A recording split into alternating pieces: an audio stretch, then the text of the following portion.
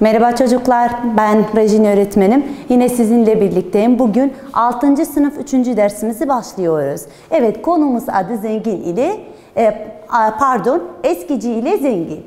İki komşu varmış. Bakalım bunların hikayesi nedir? Ben sığındığım kadar tahtada yazdım. Diğerleri kitapta devam edeceğim.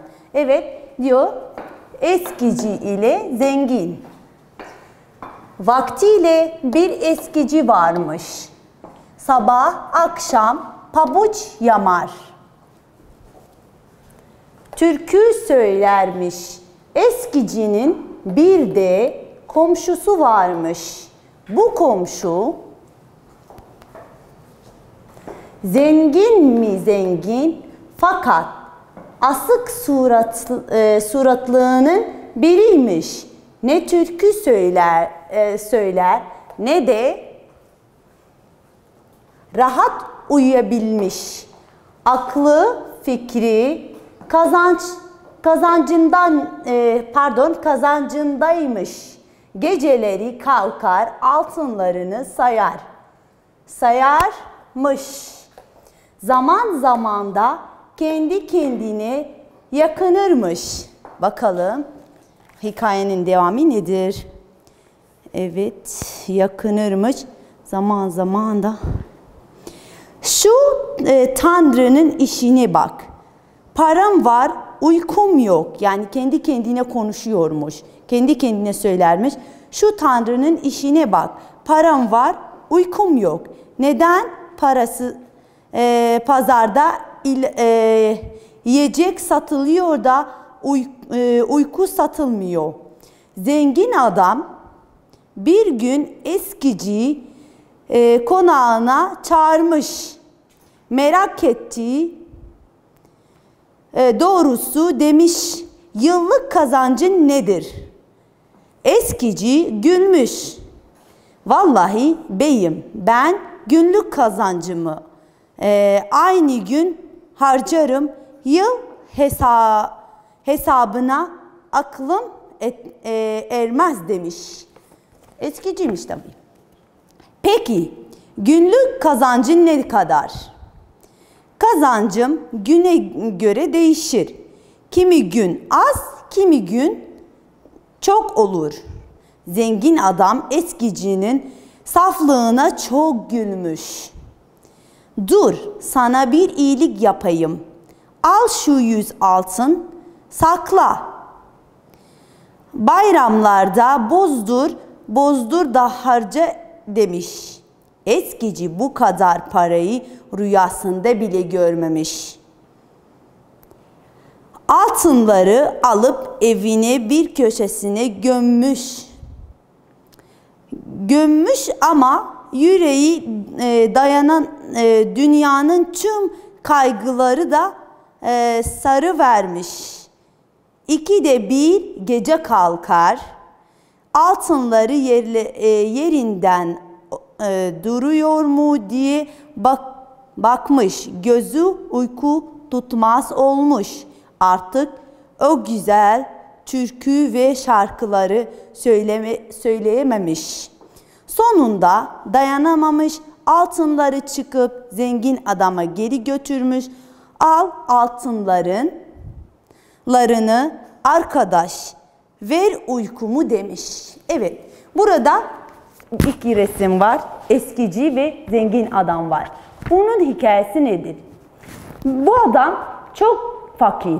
Yani eskici günlük işleriyle besleniyor. Yani günlük hayatını devam ediyor. Ama buradaki adam çok zengin. Çok zengin ve her zaman aklı fikri nerede? Kazançta. Bu adam çok güler yüzlü. Fakir ama çok güler yüzlü, türküler söyler, şarkılar söyler ama zengin adamımız nasıldır? Asık suratlıdır. Burada hikaye bize ne diyor? Mutluluk zenginlikten değil, fakirlikten yani asık suratlı fakirlikten değil.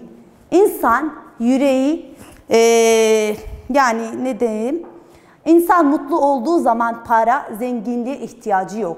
Siz de bundan bir ders alın. Her şey bu dünyada para değildir. Evet çocuklar, buradaki gördüğünüz tablo eski kitaplarda, tabii ki bende eski kitap var. 88 bakıyoruz. Burada kelime var, burada açıklaması var. Ben bir iki tane yaparım, siz de evde devam edin. Mesela birinci pabuç. Pabuç nedir? Burada pabuç diyor. Genellikle sokakta giyenler ve altı köşeler lastik ve benzerlik dayanıklı maddelerden yapılan giyecektir. Tamam mı? Evet, tahtayı siliyorum.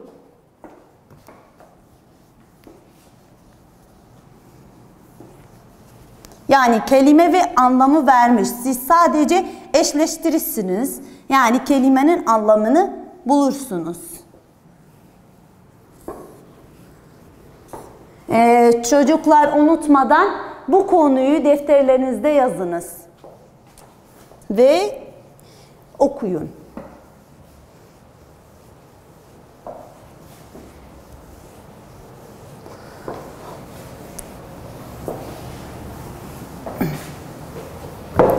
Evet, birinci ve ikinci tablomuz var. Bu birinci tablomuz.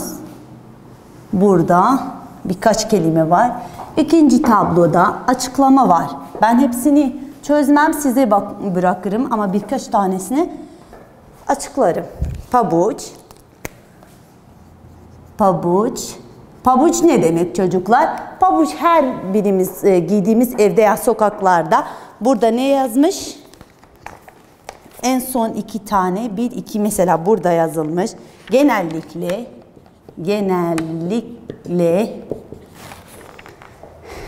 sokakta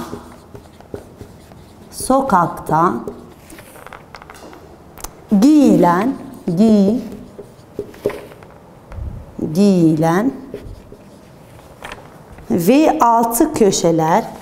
ve altı köşeler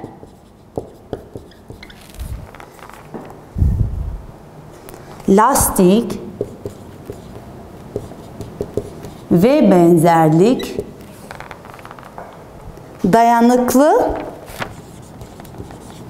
dayanıklı maddelerden yapılan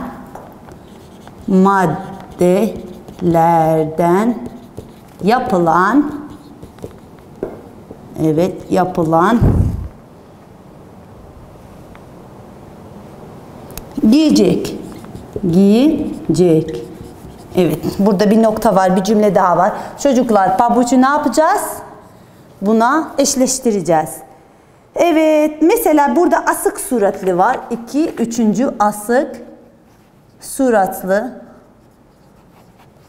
Evet, asık suratlı. Evet, bakalım. Üzüntü, endişe duyulan düşünce.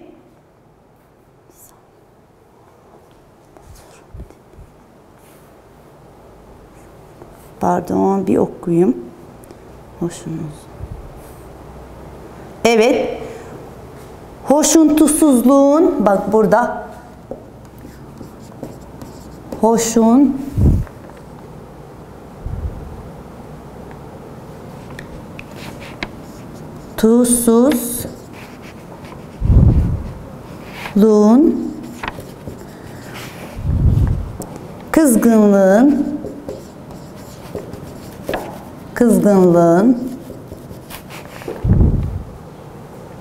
yüzüne sert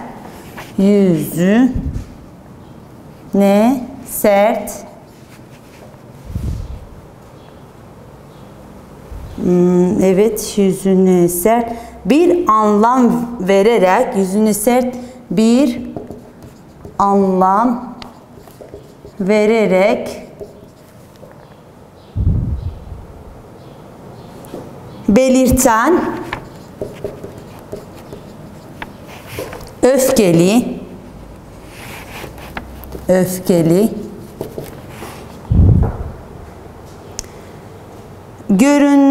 görünüşlü yüzü,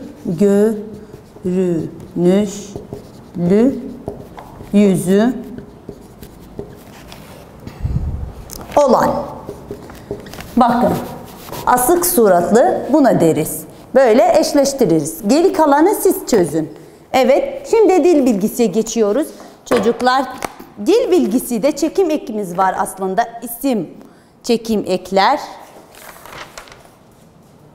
İsim çekim ekler ikiye ayrılır. Bunları size açıklayacağım. Siz de defterlerinizi çıkartırın. Benimle yazabilirsiniz.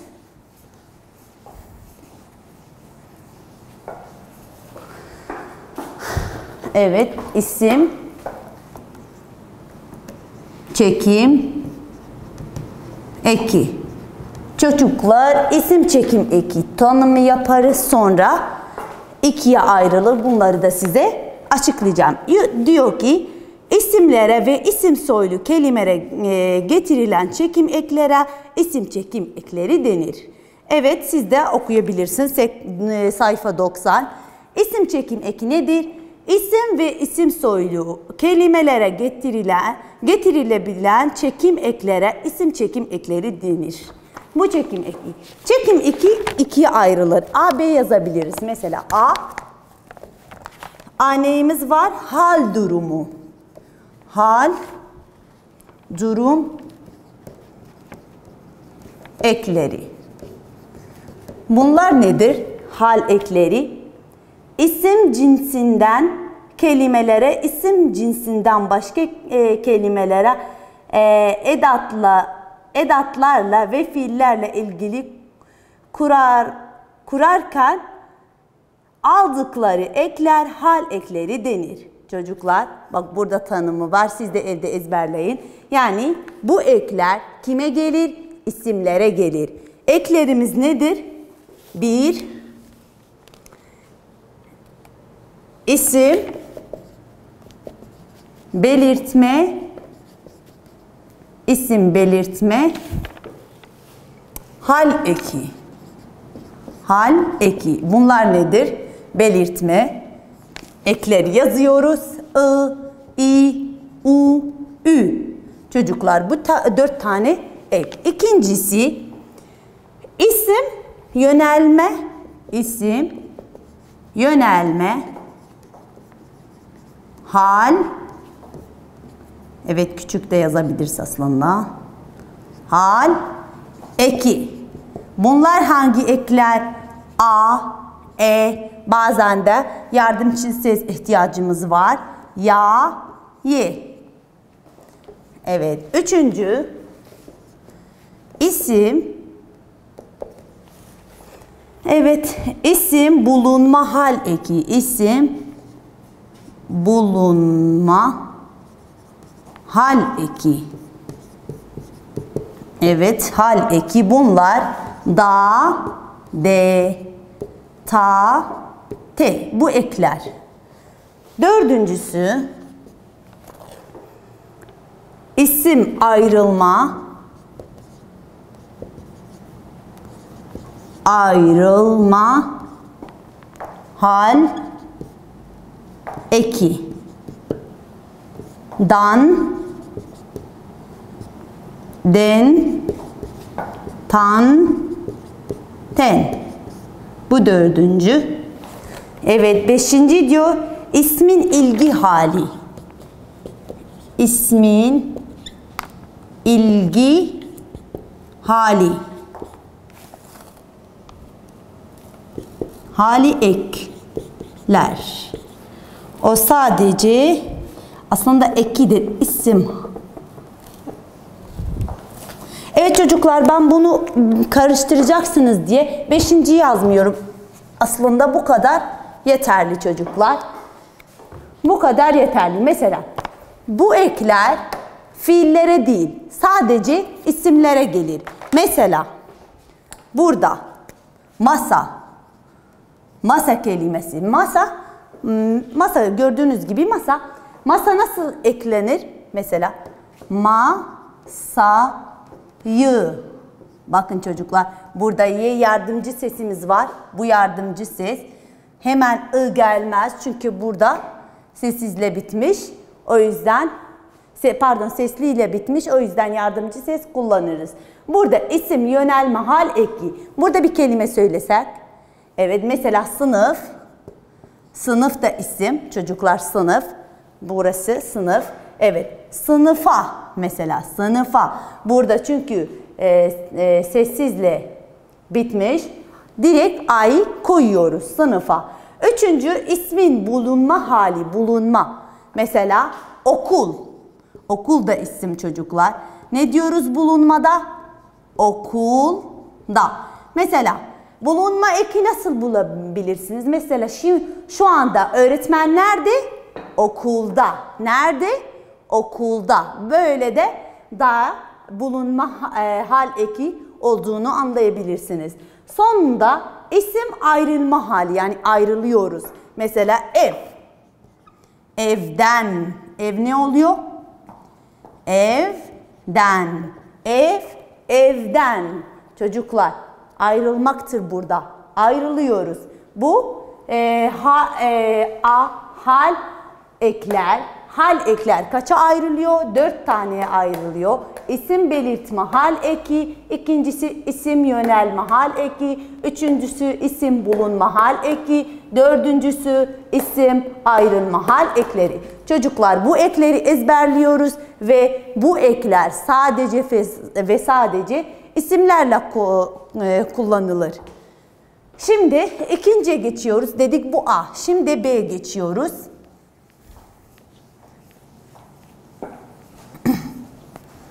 A'yı silmiyorum. Görünüz diye. B. Tabi bunlar kitapta da var. Şimdi burası sayfa 90.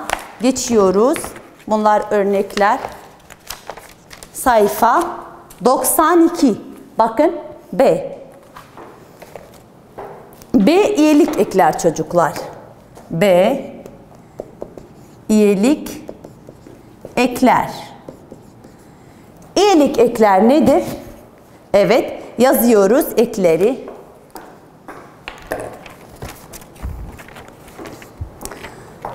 İm, yaım, in, i, imiz, iniz, ileri.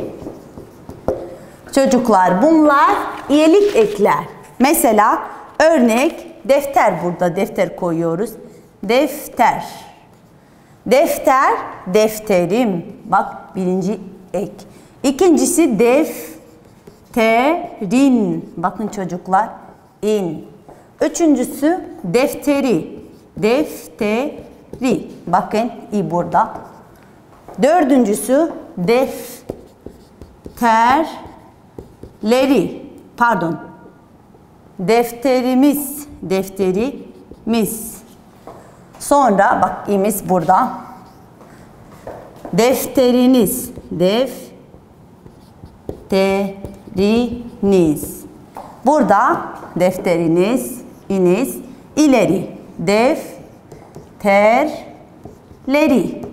Bu ekler çocuklar dediğim gibi sadece isimlerle koyulur. Defter isimdir. Başka bir örnek burada. Silgi var. Silgi yazalım. Ekleri silmeyelim. Bakarak çözeriz. Siz de birkaç tane örnek evde çözebilirsiniz. İsimler bunu. Mesela sınıf olabilir, otobüs olabilir, cadde olabilir, mall olabilir, market olabilir. Bunları evde çözebilirsiniz. Burada neyimiz var? Silgi. Silgi, silgim.